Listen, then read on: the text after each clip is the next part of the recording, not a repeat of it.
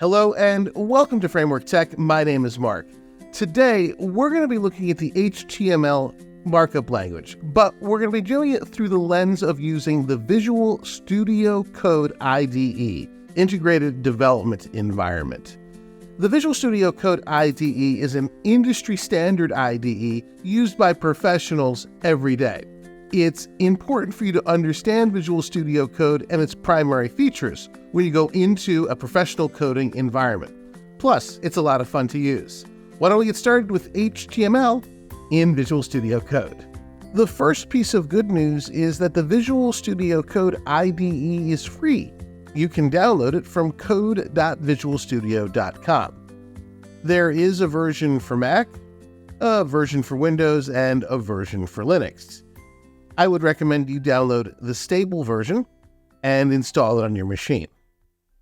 Once you install Visual Studio Code, you'll see an environment similar to this one. On the left-hand side, we've got several important options. The first one is the Explorer, which allows us to move through whatever folder we have open. Usually that's where we'd store our code files. We have a search, where if we want to search for a piece of code. We have source control, where we can directly connect to a GitHub repository and control our files. We have a run and debug mode, which allows us to run and debug some types of code right here in Visual Studio Code. And then we have the all-important extensions section. I have a number of extensions already installed. Visual Studio Code has what's called an extensions-based architecture. What that means is that the basic software that you download is not complete. You'll customize it through extensions based on your needs. The extensions that a Python programmer might download are different than the extensions a web developer might use. This way, you can customize Visual Studio Code to your own workflow and style.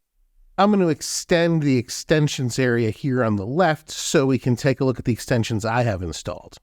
I have an extension called Codium, which I'm currently testing installed, which is an AI code analysis and testing extension. And then I have HTML5 and CSS support. Notice when I click on an extension, you get a complete description on the right. What this does is it adds what's called IntelliSense for CSS and HTML. IntelliSense is essentially code completion and information about HTML and CSS itself.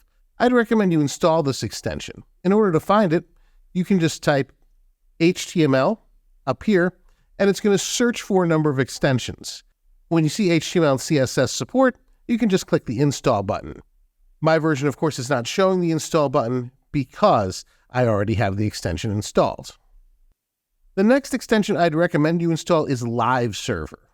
Live Server will allow us to test our HTML and CSS content in a live server environment right in our browser.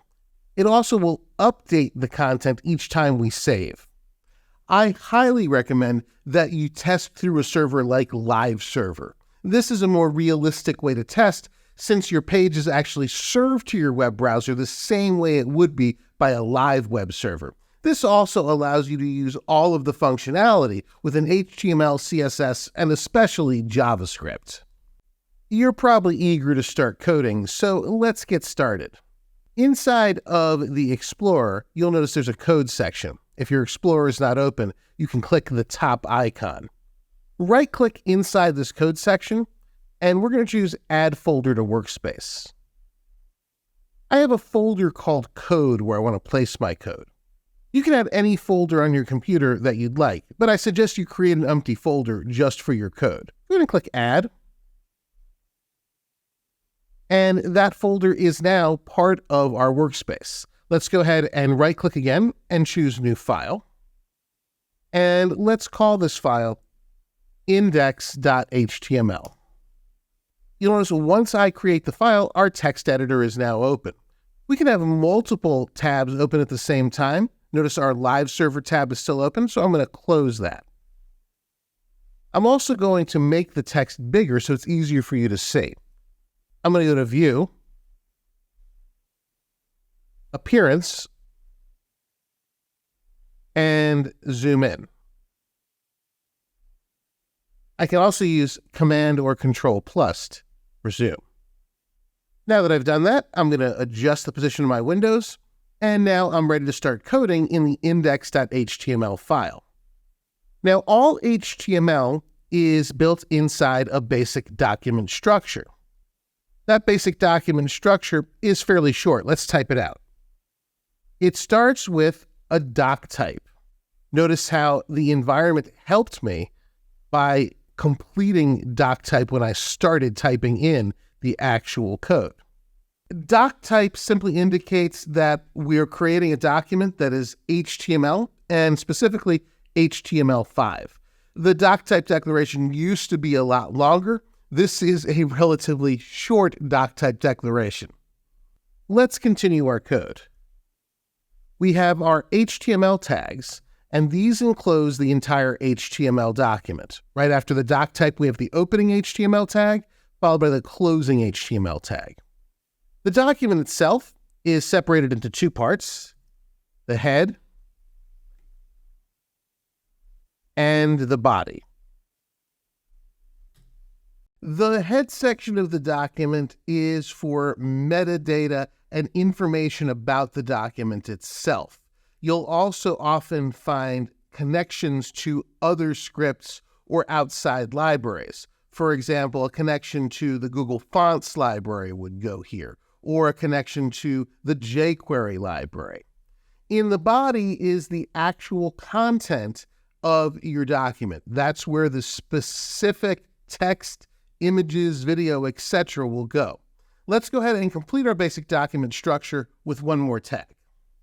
I'm going to insert inside the head the title tag. And there you have it, our basic document structure. One thing to remember is that each element is made up of an opening tag, a closing tag, and then content within the tag. The opening tag, the closing tag, and the content is known as an element. All right, so that's it for basic document structure. I'm going to save this. I hit Command S to do so, and I'm going to create a new file. I just right-clicked inside the Explorer, chose New File, and I'm going to call this index2.html. This is one of those moments where I showed you the hard way to do something, and there is a much easier way. Let's take a look at how we take advantage of the Visual Studio Code IDE to create our basic document structure. So I've got my index.html file open. Let's go ahead and type HTML. And notice I get this drop-down with three options. I have a standard HTML, an HTML version 5, or HTML XML. We're going to choose HTML5, which is the HTML5 version of the basic document structure.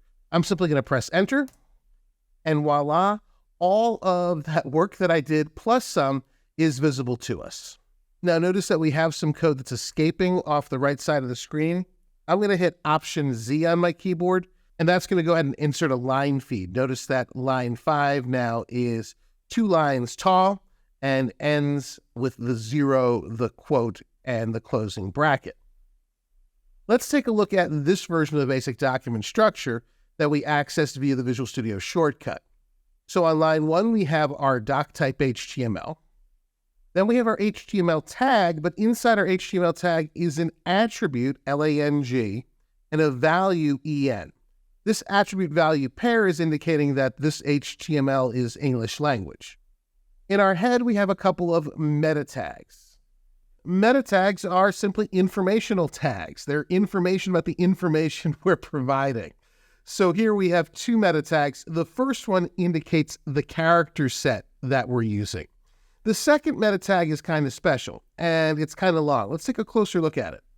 So there you can see we have meta name viewport, content equals width equals device width, initial scale equals 1.0. And what this is designed to do quite simply is display the screen as it would normally appear inside a web browser instead of as an app. Some mobile devices kind of zoom all the way out and show the whole page. This meta tag defeats that, so it looks essentially normal as a web page would.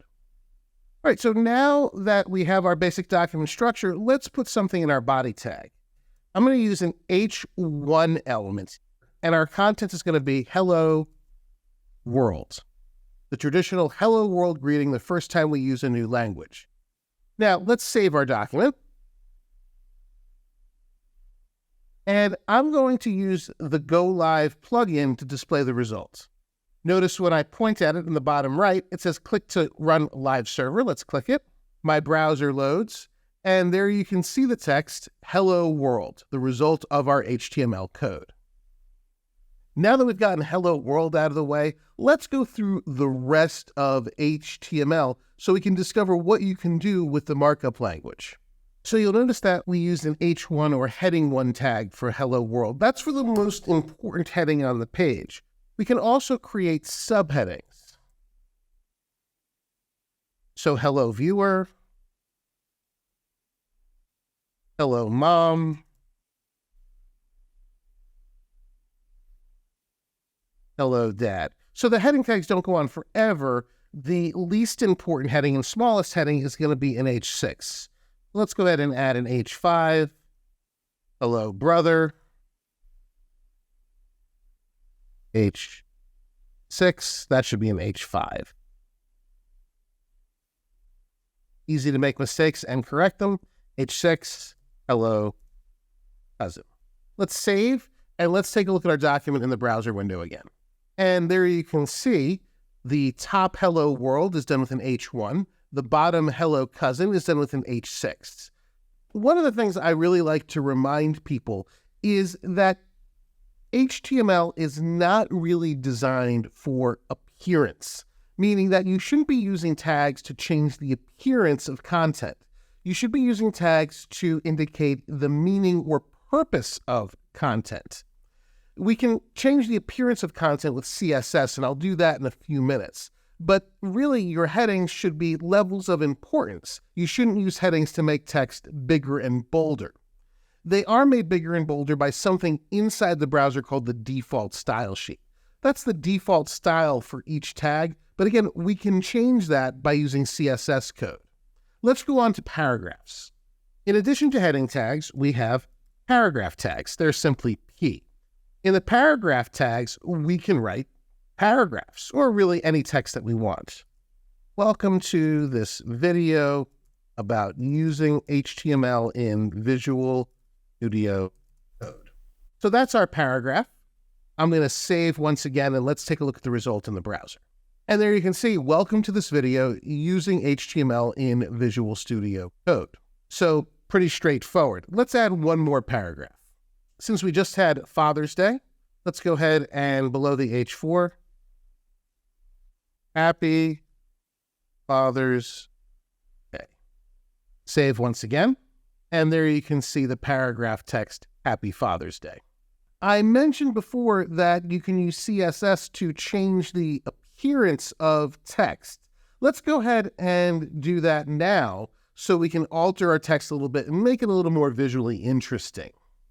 So there's a number of ways to attach CSS to a document. I want to do it just by using a style element.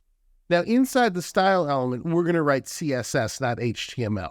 CSS involves a selector and then style rule. So if I use H1, we're selecting all of the H1 tags in our document. In this case, there's only one. And now we can write style rules. The style rules are expressed in a pretty simple syntax. Color, red. That means that our H1 text will be red. Our font family is the font that we want to use. Now here we have some browser-safe fonts. The user has to have the font that we choose on their machine. So we can go ahead and choose one from the list here. I'm going to choose Arial. And let's save and look at the result. And now you can see our H1 is rendered in the Arial font and is red. Let's change the size a little bit. Font size, let's go for 4M. That means 400% of the baseline size for the browser. We'll save, and let's take a look at the result. Now you can see the text is significantly bigger. There's all sorts of things we can adjust with CSS. We're just scratching the surface here. But let me show you one more example. Notice there's a lot of space below the Hello World text. Let's change the margin on the bottom to 0. Notice that the welcome to this video paragraph text is now closer to the hello world text. We can visualize this through the developer tools. Open your developer tools in Chrome by clicking the 3 dots, using more tools and developer tool. I'm going to go to elements. And you'll notice in the developer tools, we have our HTML script on the left and some diagrams on the right. I'm going to choose the H1 Hello World. While I'm pointing at it, notice the diagram on the bottom right. The margin is 42.88 on the top. There's no border, there's no padding. We can go ahead and change that margin in CSS as well. That would be margin top. Let's add margin top 0.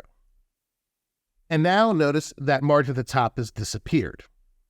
It would, of course, be impossible to go over everything you need to know about HTML and CSS in this one video, but I want you to get the idea how CSS is used to change the appearance of elements within your HTML. Let's go on to something new. I'm going to right-click, choose New File. Let's call this lists.html.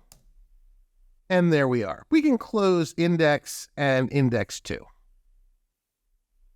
Let's use the Visual Studio Code shortcut to produce our basic document structure. HTML, I'm going to choose the HTML5 version. I'm going to hit Option Z, so we have our word wrap turned on, and I'm going to change the content of the title element to lists. All right, now our body of our document. We're going to be creating 2 lists. The first one, my favorite bands. The reason we create lists in HTML is simple. People tend to scan rather than read on the web. Lists are eminently scannable. They're easier for people to digest. So if we create lists, it's more likely people will engage with the content. We're actually going to create 2 types of lists. The first is called an unordered list. We use an unordered list when we have no particular number of elements we're going to include. So the unordered list lives inside a UL element, and each item of the list is a list item. So my favorite bands include Journey, REO Speedwagon, Styx, Foreigner, and one that doesn't fit with the others, The Cure. Let's save our document. This time I'm going to click File and Save. And let's take a look in the browser window. Since this is a new file, I'm going to click on our live server once and click a second time to go live. And there you can see the result, my favorite bands. This is sometimes called a bulleted list. Let's create a second list, and we'll call this my 5 favorite foods. Because we have a definite number, we're going to use an ordered list this time. That's OL, but we still use the list item element. So my favorite foods include lobster, pasta, ice cream, need 2 more, steak, and General Tso's chicken. Let's save again and take a look at the result in the web browser. And there you can see our ordered list with elements 1, 2, 3, 4, and 5. If you're really into lists, so it's a little weird, but there is another type of list called a definitional list. I'm not going to go over that, but just be aware that that exists. Let's move on to links or hyperlinks. Hyperlinks are what caused the web to grow. I'm old enough to remember when people would web surf, go from one link to another, checking out different websites. People don't do that anymore. They go on the web for a purpose, to buy a plane ticket or make a restaurant reservation or get information about a local event. But in the old days, people used to do something called surfing the web, and they'd click on links. So links still exist, and they're important because they move us between pages on a site and from our site to external sites. Let's go over links in HTML. Let's create a new file for links. I'm going to click the new file icon. And of course, this is links.html. we'll use our shortcut to create our basic document structure. I'll hit Option Z to turn on word wrap, and we'll change the title to links. So here in the body, we'll create our links. Let's create a list of links. The list will be my favorite websites. This will be an unordered list, so we'll use the UL. And each link will go into a list item tag. You've probably already noticed how HTML is basically a hierarchy of tags. And right now I'm creating a hierarchy with an unordered list, a list item. Then inside the list item, we'll have our link. All right, so our first list item will be my company website. Now let's say the text I wanted to use to activate the link was the words company website. I'll surround that with an opening and closing anchor tag. Then, inside the opening anchor tag, I'll use the href attribute, and the value of that will be the fully qualified domain name I want the user to go to when they activate the link. In this case, frameworktv.com. Let's add one more. So we have our list item. I get my news from CNN. And let's say CNN is the text we want to activate. So opening and closing anchor tags. Href attribute in the opening anchor tag. CNN.com. I think that's enough for us to test. So let's save and activate live server. And there are our two links, my company website, perfect, and CNN, perfect. Let's try one more just to make sure we've got the hang of it. We have our list item. I use Apple products to produce my videos. And let's say I want Apple, the word that the user uses to activate the link. So I'll surround that with the anchor tag. And now you know we'll use the href attribute and the fully qualified domain name, apple.com. Let's save and test that last link. And there we are on the Apple website. Perfect. Now we can also create links to other pages. Let's say I want to create a link to this index page where we did our initial hello world. What I'm going to do is basically the same thing. Here is the first web page that I created. And let's say the text is going to be first web page. Same procedure, surround that with anchor tags. And then for our href, it's going to be a little different. Because we're just using the same server here. All we need is the file name, index2.html. You can see that Visual Studio Code is giving me an assist there. I'll press return to take advantage of autocomplete. Let's save and look at the result. So there you can see, here's the first web page I created. Click, and we're back to this page. Now we're kind of at a dead end here. So on this page, we should put a link back to our links page. Let's open our Hello World page. Let's scroll to the bottom. And right down here, back to links. And we'll make this whole thing the link. So surrounded by the anchor tag. And since this is an internal link going to a page on the same server, just going to be href links.html. We'll take advantage of autocomplete once again. Save, and let's go back to our browser. Back to links, first web page. So now we don't have any dead ends, and we can link back and forth between our pages. Now we're getting into my favorite section of the video. We're going to deal with media. We're going to deal with images, audio, and video.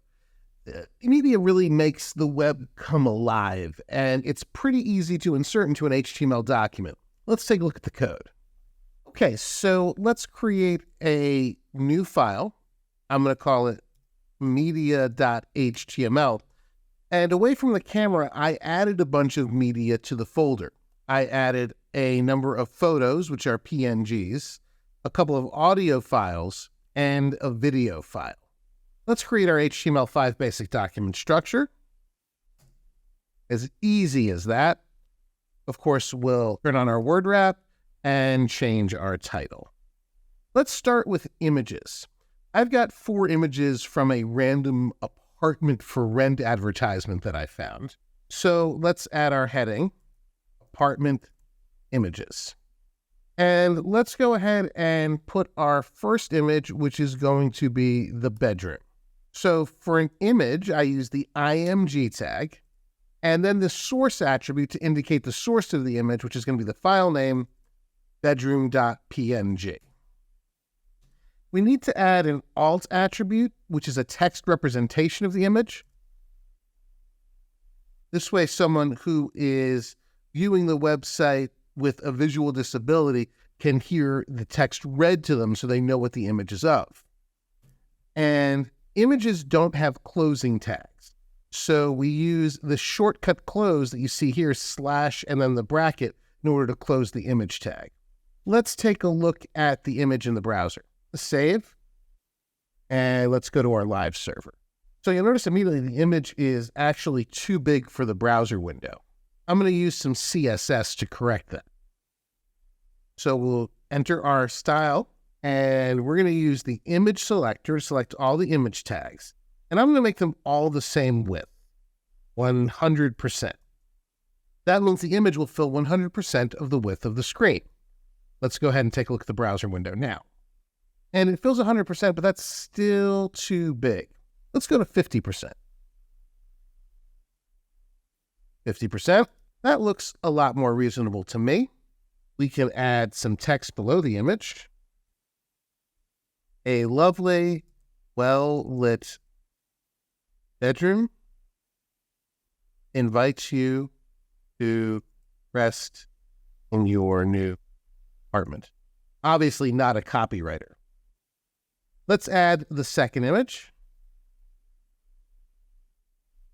And we'll use the kitchen image this time. Because we use the image selector in our CSS, and this is again an image tag, the same CSS rule with 50% will be applied. Modern kitchen invites you to prepare meals at home. Really selling this place. Let's take a look at the browser window. And there you can see we've got our second image. And by the way, we could go even smaller with our images. So for example, 25% here. Let's do the last 2 images. We've got our patio and our living room. Let's do the living room next. Image source, that's going to be living.png.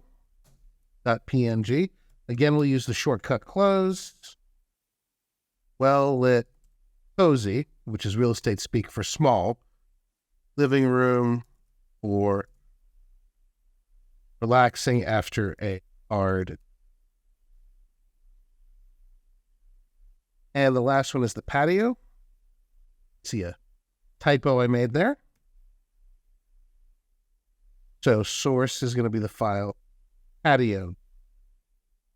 Let's also add our alt attribute. After I told you to do it, I need to be doing it myself. Modern kitchen. And you'd want to be probably more descriptive with an actual real-life website. Cozy living room. And then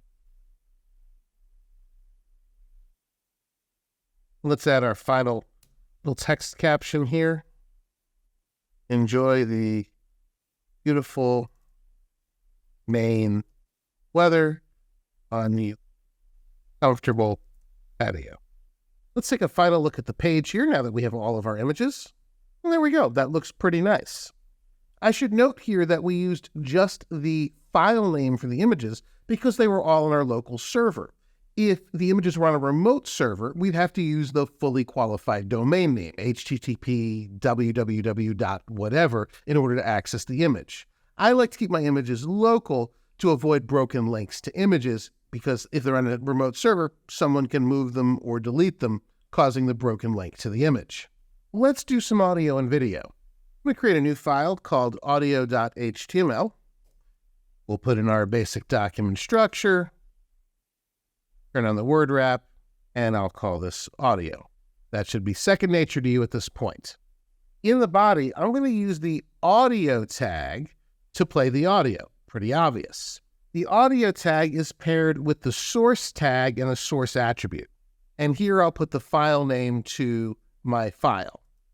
So in this case, my first choice is happyafrica.wave.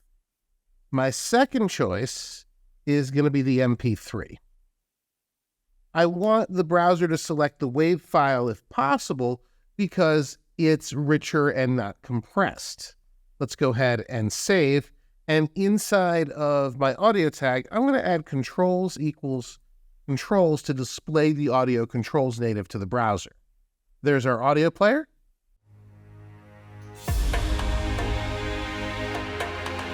And the audio player is just fine. That, by the way, was Happy Africa on motionarray.com by Katka Music. You'll notice here we have two sources. The source tag does not have a formal close, so we use a shortcut close. So why do we have two sources? Well, we have two sources because in the old days, browsers didn't support every file type. Here, if the browser doesn't support WAV, if it's an older browser, it'll probably support the MP3. It'll try and play the first source first and then go on to the second. The video tag is very similar. Let's put in a line break here. And let's go ahead and add our video tag. The video tag also has controls.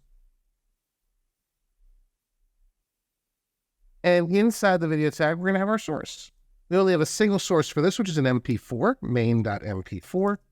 And we'll go ahead and close our source. Now, our video might be too big for the screen, so I'm going to add some CSS here.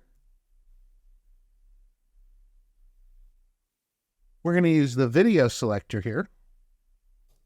And we're going to set the width to 50%. Save. And let's take a look at the result in our browser window.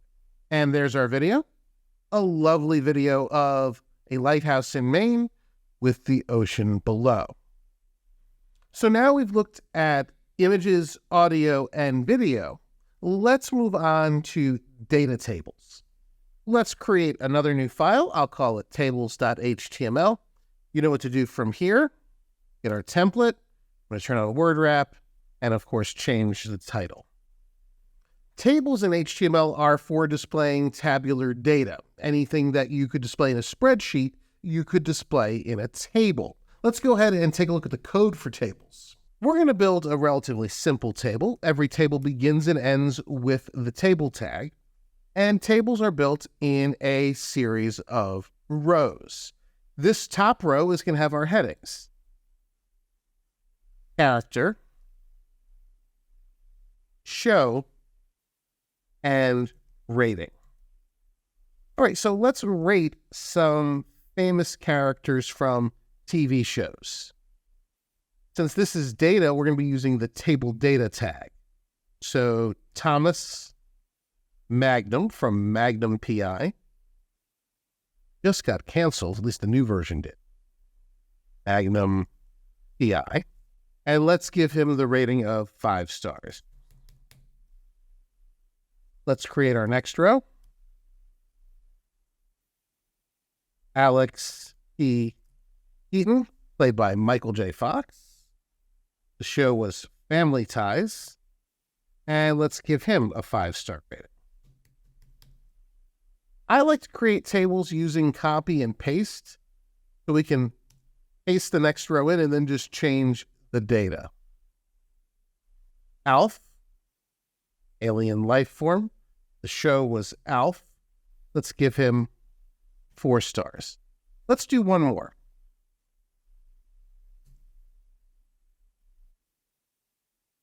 Dr. Mark Green. The show was ER, and we'll also give him 4. So there's the basic code for our table. Let's save and take a look in the browser window. There's our basic table. This definitely needs some design help, so let's turn to CSS. There's our style tag. And first I'll use the table selector, and let's turn the borders on our table. We'll make our table borders 1 pixel, solid, and blue. And there you can see we get the border around our table. Let's change the font for our table to Arial. And now let's go for our table heading and table data cells. I'm also going to turn on the border for those. 1 pixel, solid. That's looking better, but I don't like these double borders, so I'm going to collapse them. There's a border collapse rule. We just set the value to collapse. Now this is looking pretty good. 2 more things I want to do, and that's for the table heading cells. Let's left align the text, and let's change the background color. So the next rules will apply specifically to our table heading. Background color black, make the text color white, and let's align the text to the left. Let's see how this looks. And there we've got, I think, a pretty respectable looking data table. I hope you enjoyed this introduction into HTML. We didn't have time to go over everything HTML can do, but I hope this gave you a good start. If you enjoyed this video, don't forget to hit that like button and subscribe for more great tutorials. My name is Mark for Framework Tech. Thanks for watching. See you in the next one.